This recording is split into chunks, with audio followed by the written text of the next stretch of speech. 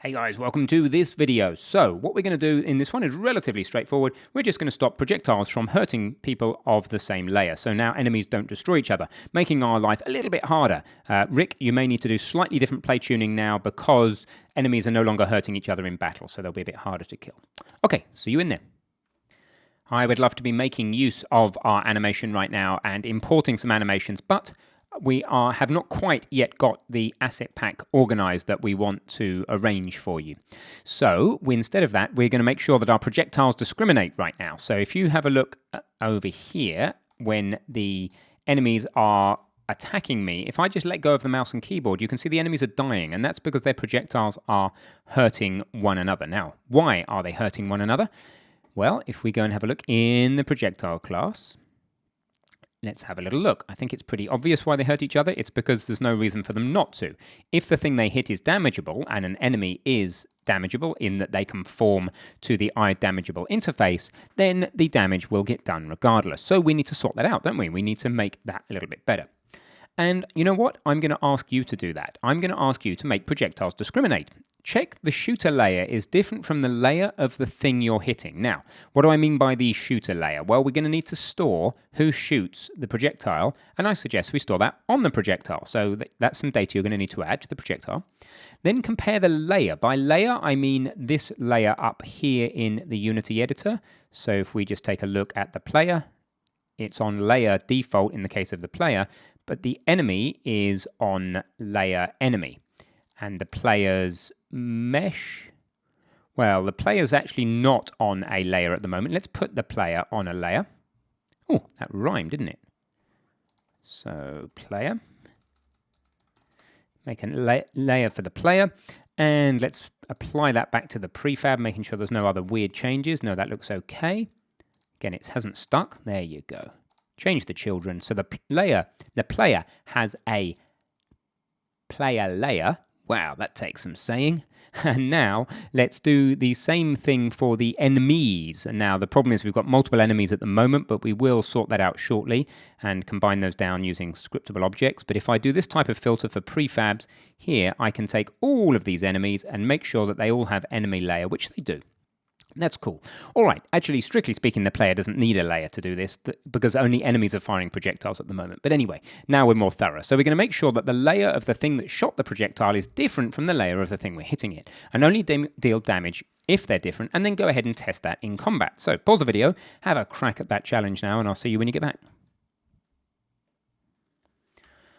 Hockey cocky, let's get on with that then. Shouldn't be too difficult. The first thing that we need to do is we need some way of storing in fact, let's start at the top of this class. We have a projectile speed here and it's public. I don't really like that very much. So what uses the projectile speed? Let's do a find in the project, or the whole solution for projectile speed. And if we look the next time, it's here. What's happening is that when the enemy spawns the projectile, it's asking the projectile component, what's the default projectile speed? So why don't we do that? Why don't we say get default launch speed? Very descriptive variable name. Get default launch speed. And then let's make that a method inside the projectile. Public float get default launch speed. And that for the moment can simply return projectile speed. Now I'm going to rename projectile speed to default well, actually, I'm not going to rename it right now. You know why? Because if I rename it in the state we're currently in with the projectiles, then all of the projectiles we have already set up will lose their default speed values. Because if you rename this field, it will get lost. The data will get lost off the prefab. So I won't rename this variable for the moment. But given that we have now done that, we can change this to a serialized field. Now, if we're going to change to a serialized field, we need to immediately check that this change doesn't break this piece of data. Later we'll go to scriptable objects, which are generally much more robust, but for now we need to do that. Let's save the enemy, play the game to make sure that everything is compiled up. It is. Let's now just check that all of these guys, fast projectile, etc., have their projectile speeds. They do. Projectile, that's good. So setting it to serialized field did not break things. Okay, so now we can get rid of that horrible note that other classes can set. Cool. So internally they have a damage caused. We're also going to want to be able to specify which layer privately the projectile, well, which better than which layer, which object actually launched this projectile. So I'm just going to say game object shooter. Okay, and that is the shooter, the person who shot it. It's pretty self-explanatory. So that shooter is going to need to be settable now, potentially also inspectable. So we could make it inspectable just for the purposes of being able to see when a projectile is in the air. You could pause the game, click on it, and see who shot it. So I think I'm going to do that, and I'm going to explain why for so can inspect when paused. Okay, that's why we're making it serializable. Now, when we fire in currently the enemy, we need to say what the shooter is. So I'm not going to be able to set this directly, so we need a new method called public void set shooter, and we're going to need to bring in a game object shooter.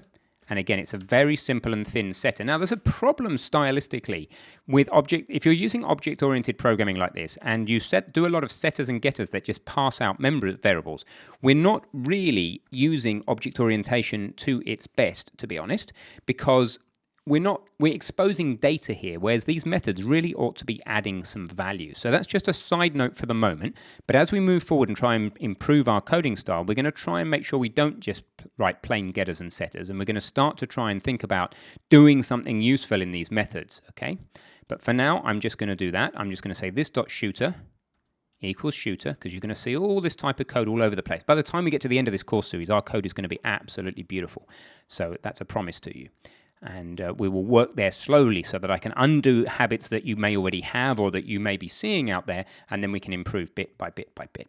Okay, so when the enemy fires the projectile, what we need to do on that projectile, we've got a projectile component right here, is we need to say projectile component dot set shooter, and then that's the game object, i.e. ourselves.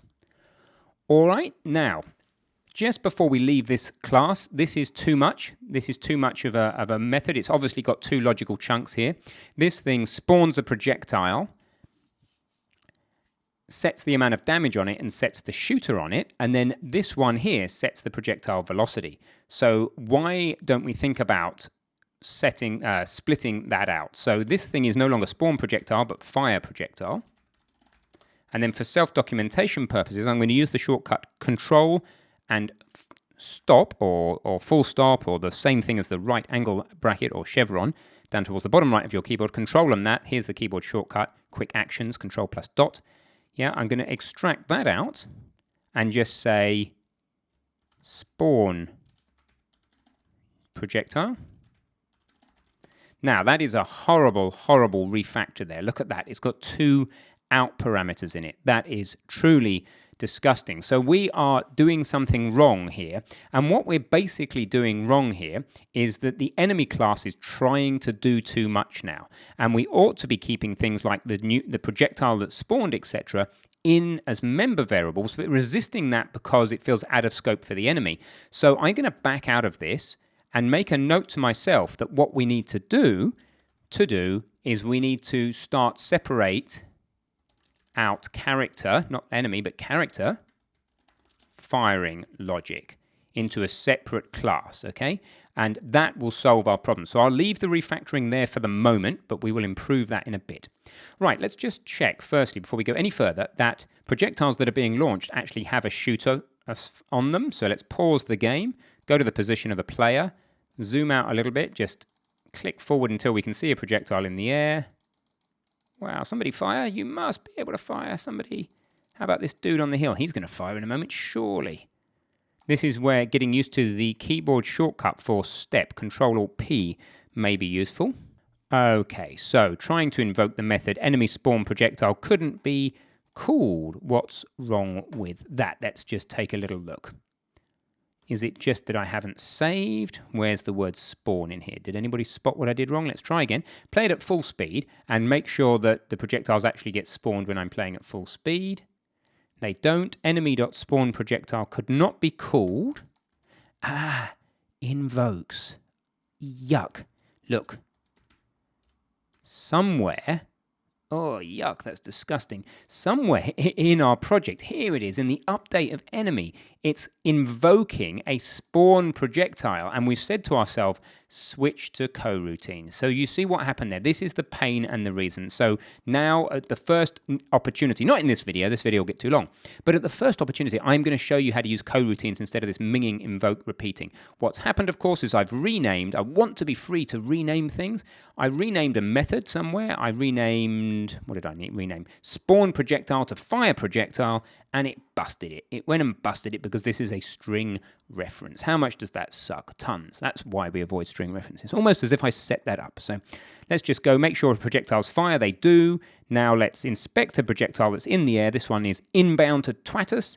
And the shooter is the archer, who I could click on. I could click there, and you could see the very culprit, the Torag, who's firing at me. So useful. That is useful inspectability. So now that we have all that on the projectile and we know who the shooter is, the issue of checking for the whether we're on the same layer or not is relatively simple. So let's write the code first, then tidy it up. What we're going to say is something like this. If collision dot game object, oh, if I could type properly, dot game object dot layer is not equal to game object dot layer. Do you see what's going on there? The layer of the thing we collided with, the projectile collided with, if that's not the same as the game object, as me, so I'm an enemy, and the thing I'm hitting is not an enemy, then we go ahead and deal the damage that we need to deal. So all of this stuff here deals the damage. So let's extract that method and just say deal damage, or request deal damage. The reason I'm just thinking about the name carefully, because it's only going to deal the damage if it's damageable. I don't really like ifs in methods names. So I could say damageables. It's okay. We can rename it later. Everything's flexible. So the point is that if the layers are different, then we damage damageables. Or damageable or damageable. I'm going to use the if for the moment. I'm going to say damage if damageable. Okay, because that's basically what it does, isn't it? It damages if damageable. You need to be really careful with names that they reflect what things actually do. Oh, look at this. Naughty, naughty. Magic number. So let's get rid of that magic number right now. What we have here is a constant, because we know it at compile time, float. I'm going to use all uppercase for constants. I'm going to say destroy delay, like that. We use underscores when we're using all capitals, just because it's easier to read. I'm going to take this 0.01f, replace it with the destroy delay constant, and I'm just going to pop that in there like that. And that has got rid of our magic number and moved it to the top of the file as a parameter. So that's fixed as well. See, this stuff is starting to become a lot more readable, isn't it? If we're not on the same layer, damage if damageable, etc. So relatively happy with this class. Now note that the projectile is a mono behavior, and we might want to base it on a scriptable object, but certainly not in this video, or we'll go nuts. So let's see if this is going to work. Getting a few errors, but I think they were to do with assets. So now the point is, if I go into the heart of battle, what happens? Oh dear, they're still hurting each other. Oh dear, what's going on there? So let's go and take a little look. Where are these dudes? Here are these dudes. Firstly, the most likely culprit is that these have the wrong layer on them. They don't. They have the enemy layer. So the next most likely culprit is I've just got my logic wrong here. If the collision game objects layer is not the same as the game objects layer, deal damage. Seems pretty reasonable to me. Let's check that these projectiles that these guys are firing, it's going to be tricky, but let's just check that the projectiles these guys are firing actually have the right shooters on them. So we're going to need to get right in close and personal with these guys here. Alt-Shift-P till we see a projectile come out. It's only going to be like a single frame. Oh, there's one. Have a little look at it. Regular Soldier 1 was the culprit. This dude here fired it, and he has a layer of enemy. That's fine. And do his sub-objects have layer enemy? Yeah, they all do. Yeah, so what am I doing wrong? Let's have a little look at the code. And there, of course, is my deliberate error. We're not looking for the game object layer here. We're looking to say that if the layer of the thing we're colliding with, why don't we self-document it? There would be a good idea. Then we'd reduce these mistakes. How about if we said, okay, let's use var. Why not let it work out what the type is for us? Var, and then we can say layer collided with equals that puppy there. Okay, so that's that bit. So if the layer collided with is not equal to, now what did we intend to put here? What I intended to put here is the layer of shooter. Now, had I taken the time to write an intermediate variable, a piece of self-commenting code here, then I would have realized the layer of the shooter is not GameObject.layer, is it?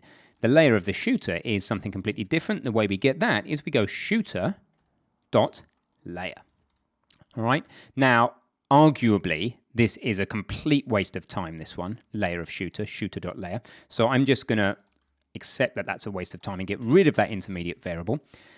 Now, is layer collided with adding any value? I think it just about is. The problem we've got here is we're slightly breaking something called the law of Demeter, which is that we're doing dot is nasty. You can look up law of Demeter on the web. Just go ahead over here and just go law of Demeter, and you can read all about it. Roll up, read all about it. Sound like a newspaper guy, don't I? There are things we can do about this, but collision is a class that comes from Unity, so we don't really want to be wrapping this or messing around to try and reduce this. But just the side note for code style is be aware when you start going dot.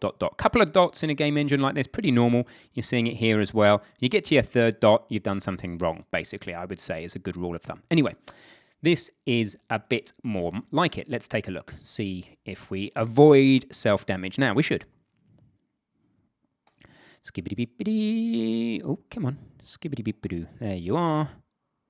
Now, while we wait to see if they do any self-damage, people have been asking about this jitter bug and the movement bugs. Don't worry about that for now. We're going to get fixing it real soon because we're going to chomp out a whole bunch of code from the third-person character class. It's going to be really decimated in the next few videos. So just hang on with any bugs like that because we're going to simplify our way out of them rather than try and complexify our way out of them. Anyway, no reason I'm moving around the world. I'm just being impetuous with my left hand.